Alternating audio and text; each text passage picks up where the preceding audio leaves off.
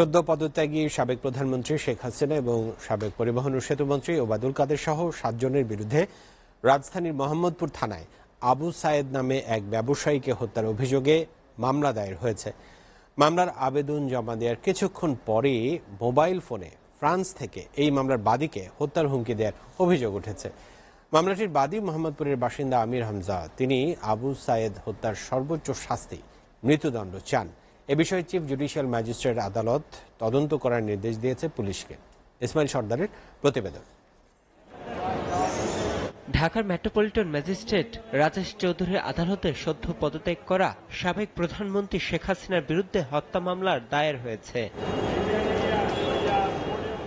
মামলার প্রধান আসামি শেখ হাসিনা, বাকি আসামিরা হলেন আওয়ামী লীগের সাধারণ সম্পাদক ওবায়দুল কাদের, সাবেক স্বরাষ্ট্রমন্ত্রী আসাদুজ্জামান খান কামাল, পুলিশের সাবেক আইজিপি চৌধুরী আব্দুল্লাহ আল মামুন, ঢাকা মহানগরের পুলিশের অতিরিক্ত কমিশনার ও গোয়েন্দা শাখার প্রধান মোহাম্মদ হারুনুর রশিদ, ডিএমপির সাবেক কমিশনার হাবিবুর রহমান ও ডিএমপির সাবেক যুগ্ম কমিশনার বিপ্লব কুমার সরকার।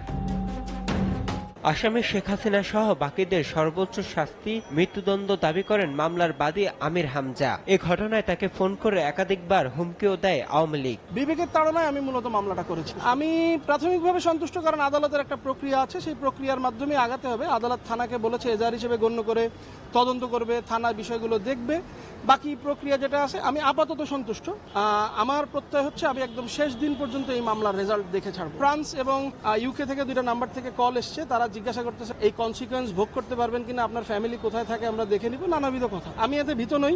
মামলাটি থানায় এজাহার হিসেবে নেওয়ার জন্য আবেদন করা হয়েছে বলে জানান বাদীর আইনজীবী মামুন মিয়া।